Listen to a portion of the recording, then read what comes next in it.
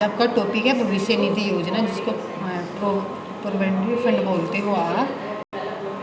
तो इसमें क्या होता है, इसमें जो आपकी भविष्य निधि होती है, बाय फ्यूचर आप कैसे करोगे, ये चीज़ें जो छोटी छोटी चीज़ें हैं उसको इन्वेस्ट करना है। क्योंकि आप इसमें भी क्या करते हो, आप इसमें भी आप सेविंग करते हो। तो ये क्या होता है, बाय फ्यूचर के अकॉर्डिंग आपको की जाती है। जैसे कि आपके गवर्नमेंट होते हैं और प्राइवेट सेक्टर होते हैं, सब में ये जो फंड होता है आपका यूज किया जाता है, जिसको आप भविष्य निधि योजना बोलते हो। दैन फर्स्ट इंट्रोडक्शन है इसका। यह एक अनिवार्य बचत योजना है। सरकारी, अर्ध सरकारी, गैर सरकारी अथवा निजी संस्थानों में कार्य करने वाले कर्मचारियों, अधिकारियों के लिए एक अनिवार्य बचत योजना है। इन्हें अपनी सेवा का प्रथम वर्ष पूरा होने के उपरांत भविष्य निधि योजना का सदस्य अनिवार्य रूप से बनना पड़ता है।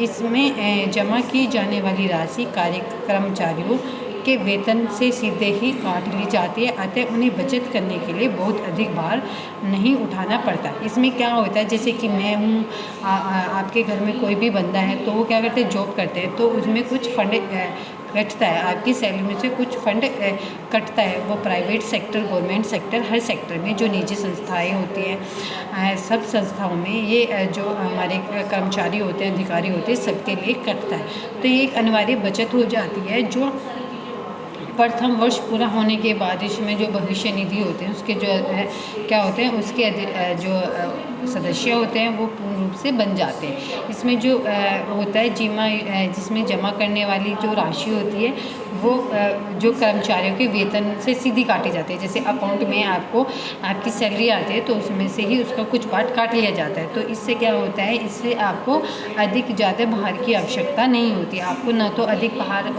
उठाना पड़ता और ना ही आपको ये रहता है कि मेरी कुछ शेविंग नहीं हो रही है।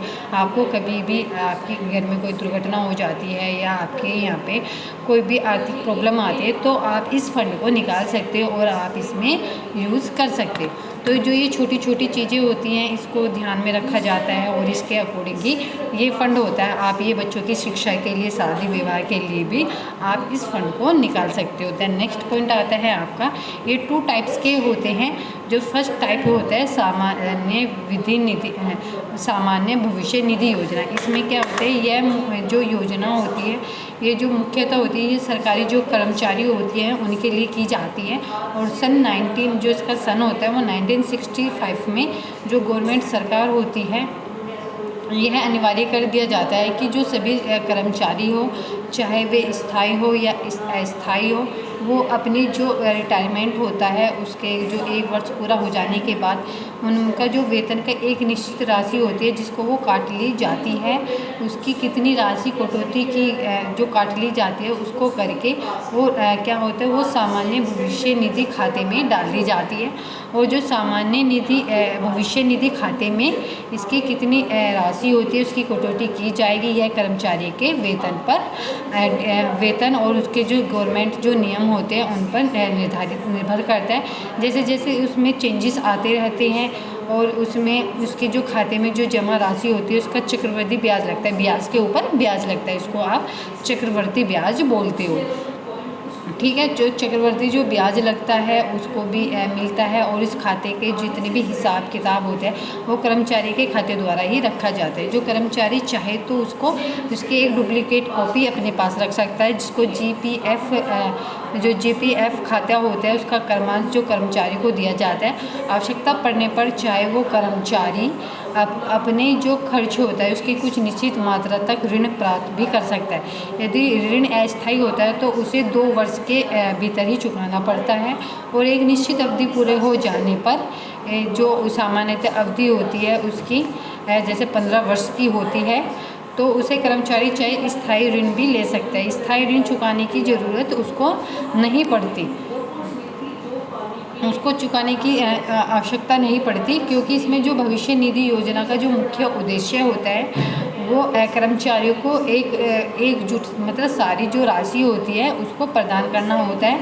क्योंकि जो सेवानिवृत्ति होती है उसके पश्चात जिनकी जो आय होती है वो बहुत कम होती है, और आधे से भी कम जो होती है वो राशि वृद्धावस्था में, जिसको रिटायरमेंट बोलते हैं, या वृद्धावस्था में काम आती है। देन नेक्स्ट आता है सेकंड आपका अनिवार्य भविष्य निधि योजना। इस योजना में क्या होता है, इस योजना के अंतर्गत जो कर्मचारी होते हैं उनका जो वेतन होता है, जो उनकी सैलरी होती है, वो एक निश्चित राशि पे उसकी कटौती कर देती है और सामान्य 8% अनिवार्य भविष्य निधि खाता में वो जमा कर देती है। जितनी राशि कर्मचारी के वेतन में काटी जाती है उतनी ही राशि जो नियोजक संस्थान में प्रति मंथली कर्मचारियों के खाते में जमा करवाते हैं और इस जमा राशि पर प्रतिवर्ष एक निश्चित दर पर ब्याज दिया जाता है और आवश्यकता पड़ने पर जो कर्मचारी चाहे तो अपनी जमा राशि से ऋण भी ले सकते हैं, वो ऋण भी ले सकते हैं, बट उन्हें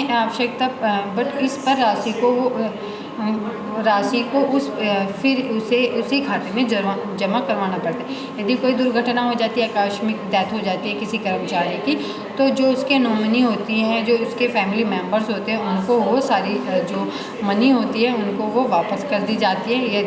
यदि कोई ऐसा होता है कर्मचारी कि जो एम्प्लॉय होता है कि वो जॉब छोड़ना चाहता है, तो उसकी अन्य जो नौकरी करने लगता है, तो उसकी जो परिस्थितियों के समय जो समस्त जमा पूंजी ब्याज सहित उसको जमा की गई थी उसको वो सहित लौटा दी जाती है। नेक्स्ट आता है आपका गिफ्ट कूपन, जिसको उपहार कूपन बोलते हो।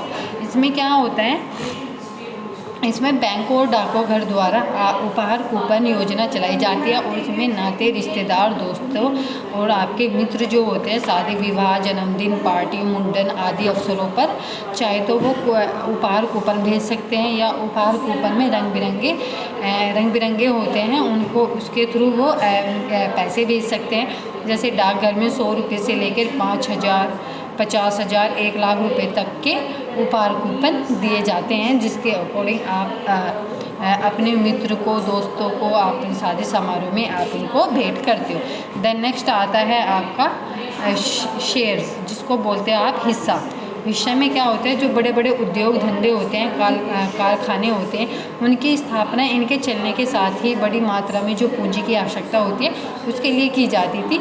जितनी भी बड़ी राशि पूंजी की होगी उतनी ही एक व्यक्ति के लिए कठिन नहीं होता है, संभवकारी नहीं होता है ये। इसलिए जो उद्योग धंधे होते हैं उनके चलाने के लिए मिश्रित जो पूंजी होती है उसकी स्थापना की जाती है और जो ये स्थापना होती है वो कंपनियों की जो पूंजी होती है उसके जो छोटे छोटे हिस्से होते हैं, जिसको आप अंश भी बोलते हो या शेयर भी बोलते हो, उसे दिए जाते हैं। इसमें जिन्हें आप इनको शेयर भी कहते हो। शेयर खरीदने वाला व्यक्ति कंपनी या उद्योग का हिस्सेदार कहलाता है। कंपनी का जो उद्योग से जो लाभ मिलता है उसको क्या करते हैं, जो शेयर धारक होते हैं उनके जो शेयर के अकॉर्डिंग बराबर बांट जाता है और इस प्रकार की बचत का धन शेयर में विनियोग करने से एक निश्चित मात्रा पे जो होता है ना शेयर धारकों के लाभ प्रॉफिट मिलता है। उस प्रॉफिट में क्या होता है, उस प्रॉफिट में ये देखा जाता है जो शेयर भी होते हैं वो विभिन्न टाइप्स के होते हैं। कुछ शेयर ऐसे होते हैं जिसमें लाभ की परसेंट मात्रा पूर्ण निर्धारित पर दी जाती है। ऐसे शेयर धन लगाने से हानि की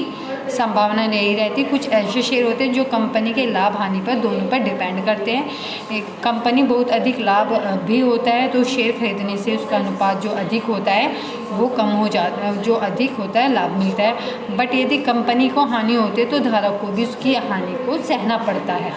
या आप जो शेयर का जो हस्ताक्षरण होता है वो भी हो सकता है। धन की ज़रूरत पड़ने पर उन्हें वो बेच भी सकता है। किसी कंपनी को शेयर खरीदने से पूर्व विनियोगकर्ता को उस कंपनी के नाम, बाजार, साख, उसकी जो संस्थापक होते हैं वो उन सब की अच्छी तरह से जान लेना बेहद ज़रूरी होता है और उसकी ही मेहनत के अकॉर्डिंग वो कमाया हुआ धन डुबा भी सकता है। देन नेक्स्ट आता है आपका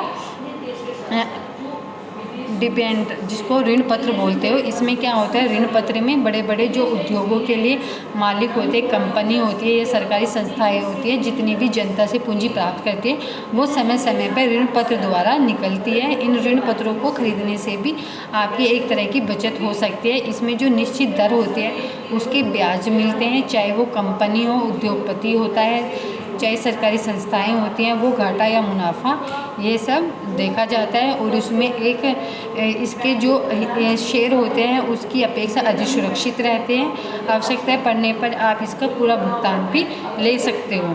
इसमें क्या होता है, धन की जो सुरक्षा होती है वो दृष्टिगत सरकारी ऋण पत्रों के द्वारा भी खरीदी जाती है और ये आपके लिए लाभप्रद होता है।